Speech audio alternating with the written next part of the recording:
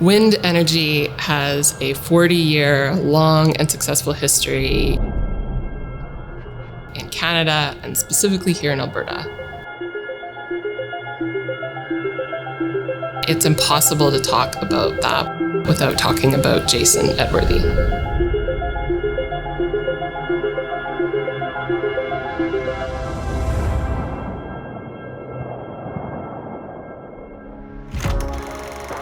Wind was really thought of as being a backyard technology. I would characterize it as the Wild West of wind energy. It was perceived as not a serious form of energy at all. There was a lot of misconceptions that we dealt with. It was a tough go for a long time. Jason was definitely the right cowboy to be working in the Wild West of wind energy. I don't think any of those groups out there saw it as something that was going to be very big. That was the challenge, was how were we going to take this to a mainstream electrical energy source?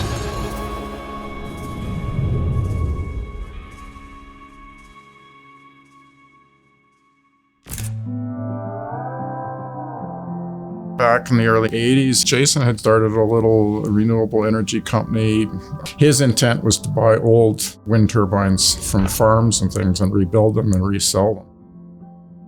I became part of Nor'Wester as partner in probably 1987, I think. At that same time, Jason had won a project for Cambridge Bay to put in.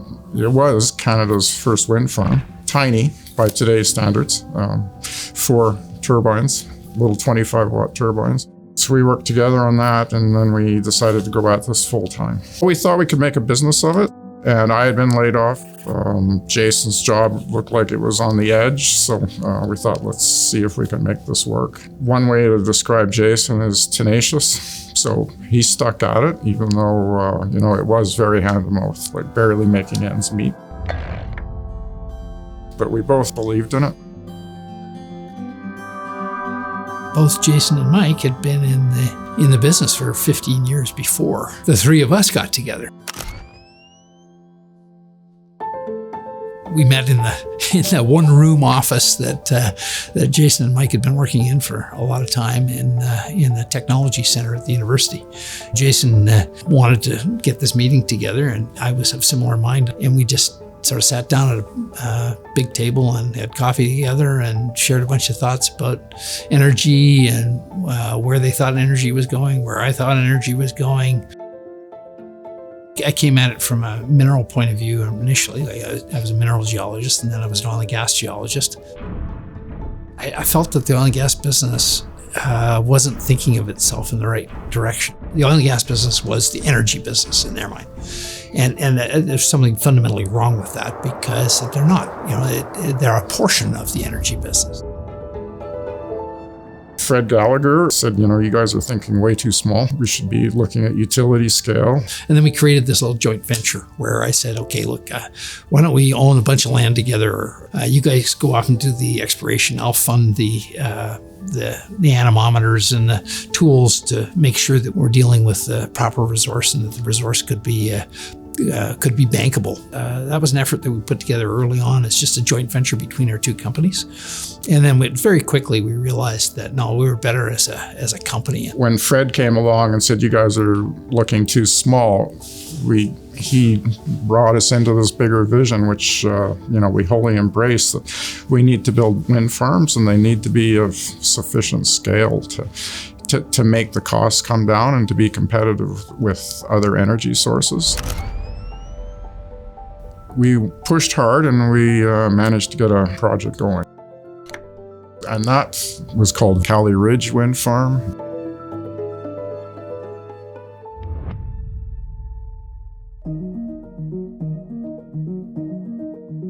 Our dream back in the early 90s when we first started Vision Quest was really to start building utility scale facilities in Canada. So wind farms, basically the common term, and of a scale that made sense and of a scale that would bring the costs down.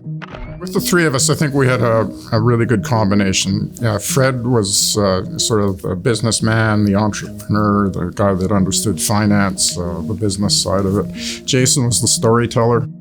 He was very good at explaining things to people, making those contacts. He really was a really good voice for the industry. And then I was more the hands-on guy, the operations, let's build it, let's get our hands dirty. Between the three of us, we could create a company that could do it all. There was Jason, Mike, Fred, and then I joined, and I think we had an admin person. So pretty small team. You know, when things finally started to take off, it was very exciting, right? Because you go from this, what is really sort of an early entrepreneurial development stage where you just don't know if it's going to fly, to suddenly like, okay, we can see the growth, we can see the opportunity. We added folks on the construction side, the development side. We added some folks on the regulatory side, people on the communication side. We kept adding people to the team. It was exciting because really everybody coming to the table was super passionate. We started in Alberta, but we certainly saw Canada and maybe even the world as the place to be in the end.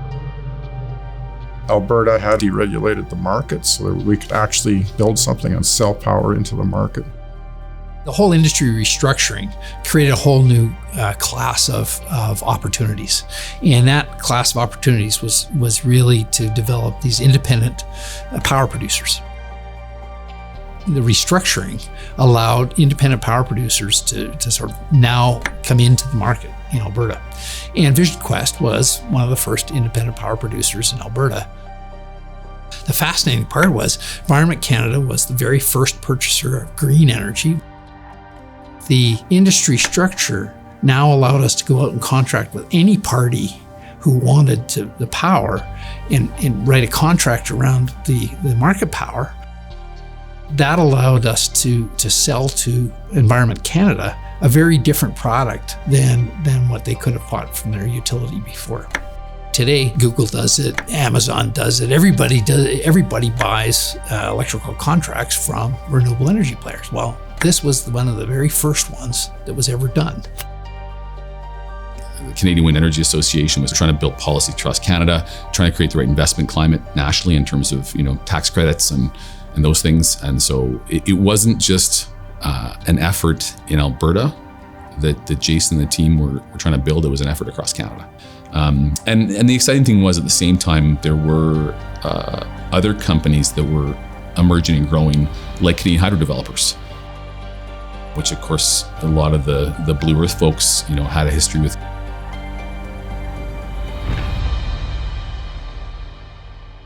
Jason was president of the Canadian Wind Energy Association. I was president and Fred was president. And I think through that, we also made a contribution to the industry. Shortly after Vision Quest got its first few wind farms built, things just kind of took off.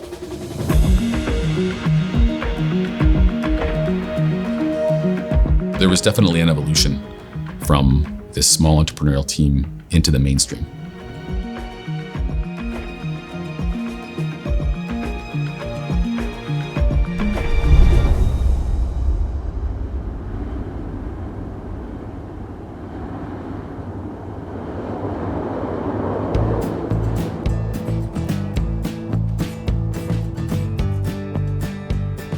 Vision Quest had an office up by the University of Calgary, and it looked out on the C-train tracks there to the north.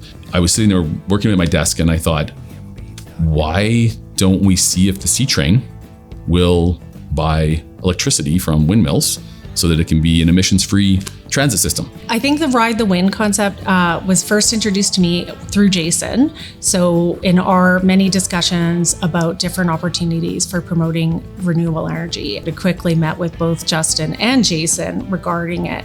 And then it would have really been incumbent upon me to start to see that within NMAX, as well as the city of Calgary. And the leadership at the time in the city was on board. And so at the end of the day, the city decided to purchase electricity for the C-train from Vision Quest, and they called it Ride the Wind. And it was one of the first sort of renewable transit system electricity projects in North America. I love that Ride the Wind was a tangible way to indicate how the electricity system works and that you can put renewables on, and matching it with the amount that you're using really became a inflection point in terms of showing that credibility of that voluntary market and support for renewable energy. Yeah, that was really fun because, again, it was just an idea, but then Jason worked with me to build it, pitch it, and make it happen.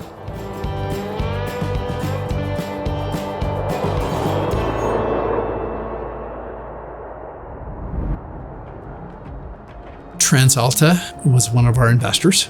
They had taken investments in 5 different organizations, and they'd given them $5 million as their initial investments because they wanted to understand this new power business. It was a kind of a watershed moment on 2 things. You know, we got this electrical industry restructuring happening. We got green energy growing nicely. Biggest case of corporate fraud in history. And then we got Enron that takes the whole market down.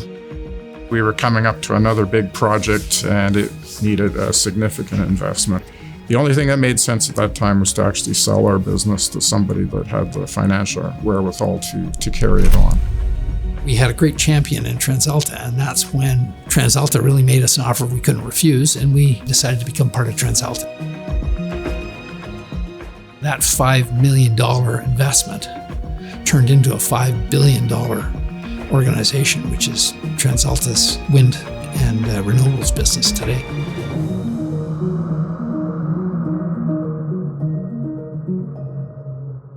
Fundamental part of Blue Earth's business, like anybody in renewables, is that landowner connection, working with First Nations.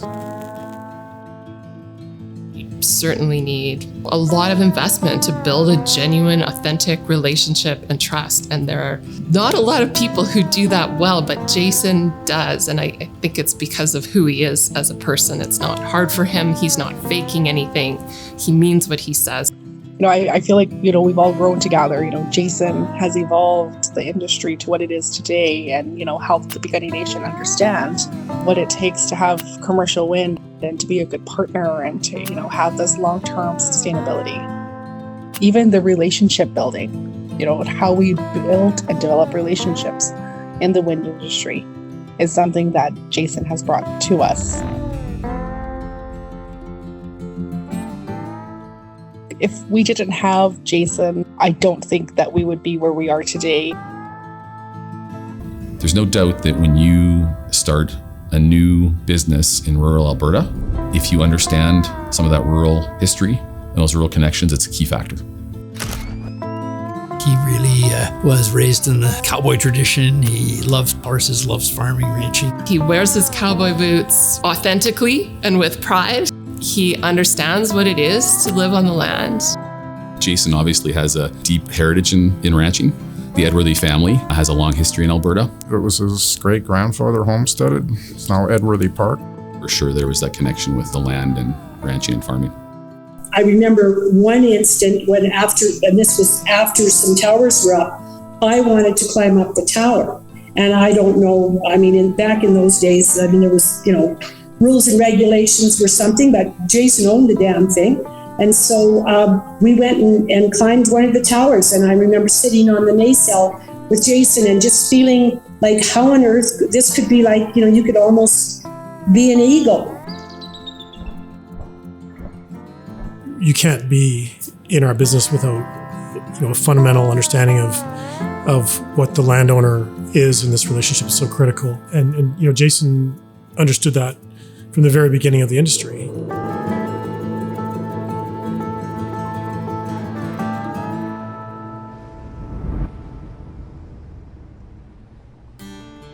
About 2 years into starting Blue Earth, we came to understand that Jason was no longer working at TransAlta and had some time on his hands.